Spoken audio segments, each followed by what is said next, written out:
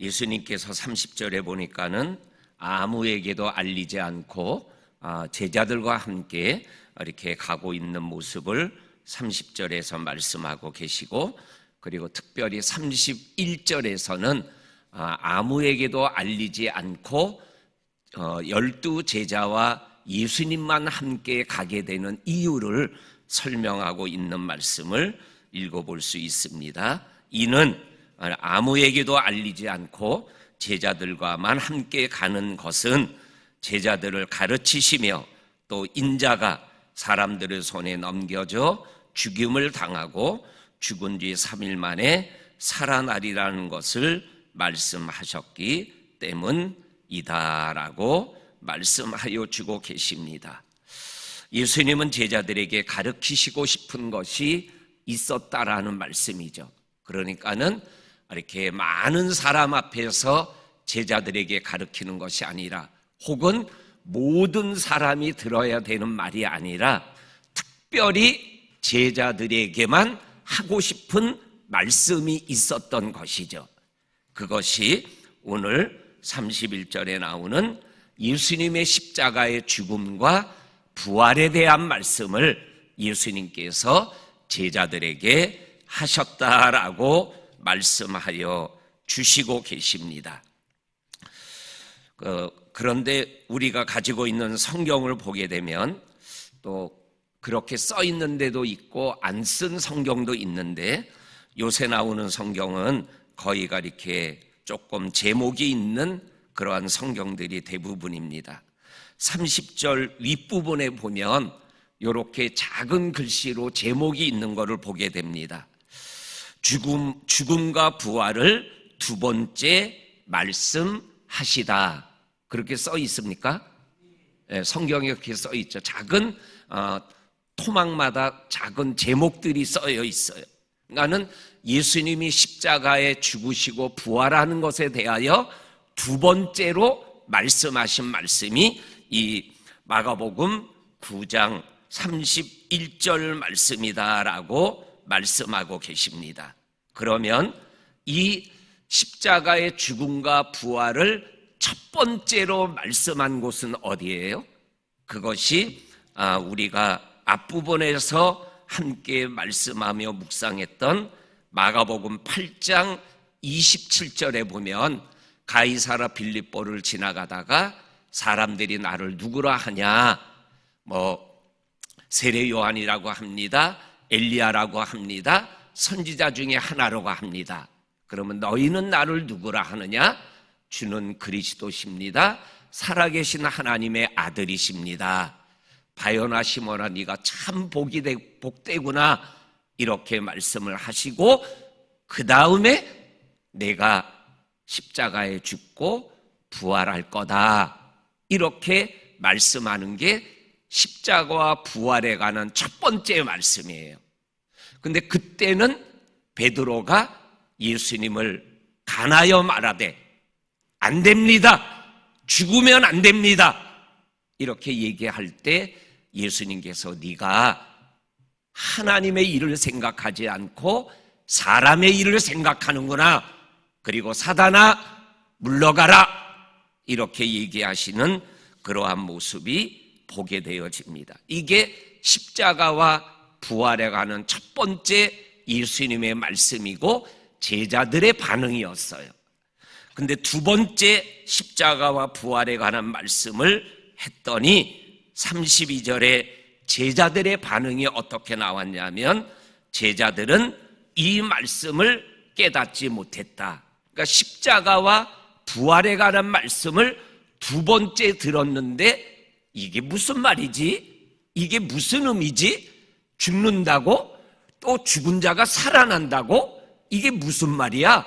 이렇게 잘 이해하지 못하고 깨닫지 못했다라는 거예요.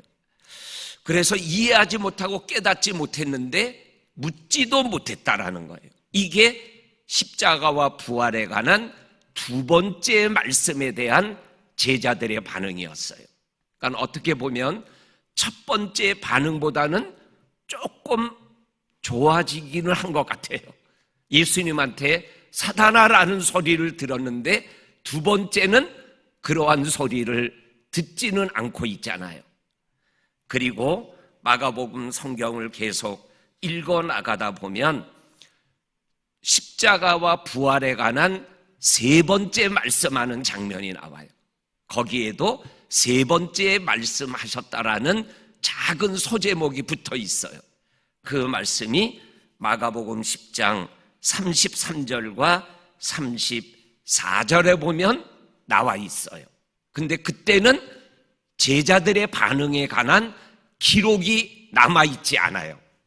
첫째는 사단이라는 소리를 들었고, 두 번째는 깨닫지 못했다라는 말씀이 있고, 세 번째 십자가와 부활에 관한 말씀을 제자들에게 얘기했을 때 제자들이 어떠한 반응을 했는지가 기록되어 있지 않아요. 그리고 그 다음에 예수님이 일주일 동안 십자가를 지기 위하여 예루살렘에 올라가시고, 또한 대제사장과 서기관과 바리새인들과 함께 대화를 나누고, 그리고 고난을 받고 십자가에 죽으시고 부활하는 장면이 길게 기록되어져 있어요. 이 십자가와 부활에 관한 말씀을 예수님은 자기를 따르는 제자들에게 몇 번 말씀하여 주셨어요. 그리고 이것을 알기를 원했고, 깨닫기를 원했고, 믿기를 원했고, 또한 그 길을 너희들도 따라오기를 원했다라는 것을 보게 되어집니다. 그렇습니다. 믿음의 길은 십자가를 붙잡고 자기를 부인하고 예수를 따라가는 게 그게 믿음의 길이에요. 그렇게 가다 보면 하나님이 내게 주시는 영적인 부활과 삶의 부활과 인생의 부활을 경험하는 은혜를 누리게 된다라는 것이죠. 우리 성도님들, 이 사순절 기간에 이 십자가와 부활의 길을 우리 함께 걸어가며 예수 그리스도의 은혜를 함께 누릴 수 있기를 주의 이름으로 간절히 축원합니다. 아멘. 그 다음에 33절에서 37절까지 있는 말씀에 보면 그 십자가와 부활에 관한 말씀을 두 번째 하시고 가버나움의 어떠한 집에 도착하게 되었습니다. 33절에 보면은 그리고 제자들에게 물었습니다. 너희들 길에서 너희들 서로 토론한 게 무슨 얘기를 했냐, 이렇게 물으셨어요. 근데 예수님이 몰라서 물으신 거는 아니시죠. 왜냐하면 34절에 보면 제자들이 잠잠했다 그랬어요. 대답을 못했다 그랬어요. 왜냐하면 길에서 서로 누가 크냐고 쟁론하였음이러라. 의견이 달라가지고 생각이 달라가지고 서로 말이 오갔다라는 거예요. 근데 쟁론이라는 말을 번역 성경을 찾아서 읽어보니까는 서로 다투었더라라고 기록되어 있더라고요. 그러면 다투면은 뭐예요? 목소리가 작은 목소리로 하는 거는 대화죠. 근데 목소리가 자꾸만 커지고 톤이 이상해져. 그건 뭐예요? 다투는 거죠. 그러면 예수님이 길을 걸어가고 계실 때 그 소리를 다 들으셨을 거 아니에요. 쟁론한 거니까, 다툰 거니까. 그런데 길거리를 지나가는 동안에는 멈추어서 너희들 지금 무슨 소리 하고 있는 거냐? 내가 십자가에 죽으시고 부활한다라는 얘기를 듣는데 누가 크냐라는 것 때문에 너희들 싸워야 되겠어? 이렇게 그 자리에서 질책하지를 않으셨어요. 그냥 듣고만 계시고 가버나움의 어느 집에 도착해서 조용히 물으셨어요. 너희들 왜 다퉜냐? 왜 목소리가 이렇게 큰 거야? 이렇게 얘기하지 않으시고 무엇을 토론했냐? 그들의 제자들의 마음을 배려해서 쟁론한 거를, 다툰 거를 대화한 것처럼, 토론한 것처럼 얘기를 부드럽게 하시는 예수님의 모습을 보게 되어져요. 그러니까는 다툰 거 아는데, 야단 맞을 것 같은데 너희들 무슨 대화를 했냐? 무슨 토론을 했냐? 그거에 대해 제자들이 미안하고 부끄러우니까 대답을 못했다라는 거죠. 그랬을 때 예수님께서 35절 이후부터 그 12 제자를 불러가지고 너희들 크고 싶어? 그리고 첫째가 되고 싶어? 그러면은 끝이 되어야 된다. 다른 한글 번역 성경 보니까 꼴찌가 되어야 된다. 이렇게 꼴찌라는 표현을 썼어요. 그리고 무사람들을 섬기는 자가 되어야 첫째가 되는 거다. 세상은 좀 앞에서 달려가고 높은 곳에 있어야 뭐예요? 잘 사는 거고 남들보다 인정받는 삶을 살아가는 거로 생각하는데 예수님은 그 반대로 말씀하고 계셔요. 그러니까는 이것을 영적으로 예수님의 마음으로 표현하면 뭐냐면은 예수님이 으뜸이라고 얘기하는 게 으뜸이에요. 예수님이 첫째라고 얘기하는 게 첫째가 되는 거죠. 세상이 너 1등이다 그래도 예수님이 너 꼴찌야. 그러면 그 꼴찌인 거죠. 근데 세상이 아이고 뭐 저렇게 살아 라고 얘기해도 예수님이 너 잘 산다. 그러면 잘 사는 거죠. 믿으십니까? 우리 성도님들 오늘 이 25절에 첫째가 되고 싶으냐? 끝이 되라. 섬기는 자가 되라 라는 이 말씀은 예수님이 첫째라고 얘기하는 게 첫째라는 거예요. 그것을 우리들이 마음에 생각하고 그것을 받아들이고 믿음길을 걸어가면 하나님이 우리를 인정하시고 축복하여 주신다. 그리고 36절에서는 36절 37절에 어린아이 하나를 데려가서 가운데 세우시고 제자들에게 말씀하기를 이 어린아이 하나를 예수님의 이름으로 영접하면 예수님을 영접한 거고 예수님을 보내신 하나님을 영접한 거다. 이렇게 말씀하면서 이 어린아이 하나를 무시할 수 있고 야 절로 가!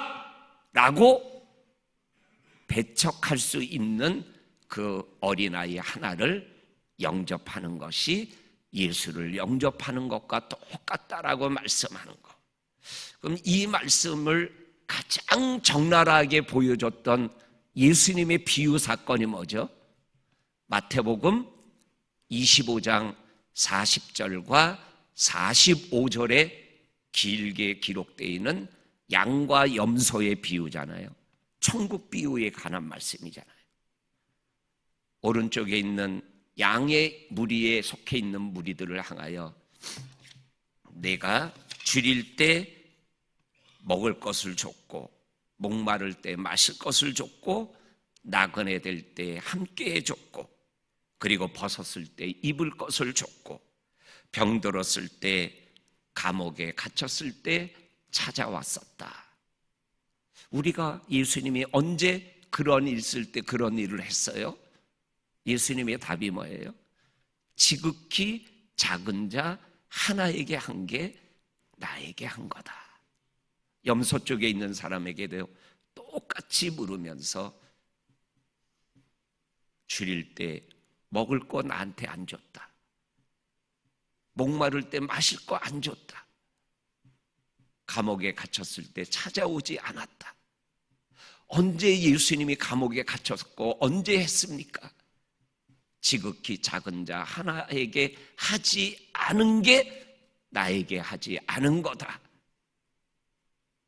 그리고 그 비유의 마지막 결론이 오른쪽에 있는 사람은 영생에, 왼쪽에 있는 사람은 영벌에 처하리라. 이렇게 그 비유가 끝나고 있죠. 우리 성도님들 내가 볼 때 작다라고 느끼는 순간 우리가 이 말씀을 기억하며 믿음의 길을 걸어가는 저와 성도님들이 될 수 있기를 주의 이름으로 간절히 축원합니다. 하나님, 오늘도 십자가와 부활에 관한 말씀을 또 듣습니다. 아버지 하나님, 십자가 보혈의 능력, 부활의 권세를 우리들이 믿음길을 걸어가며 꼭 기억하며 주의 길을 달려가는 우리들 모두가 되게 하여 주셔서 하나님이 주시는 의의 면류관, 생명의 면류관을 받아 누리는 우리들이 되게 하여 주옵소서. 예수님의 이름으로 기도하옵나이다. 아멘. 아멘.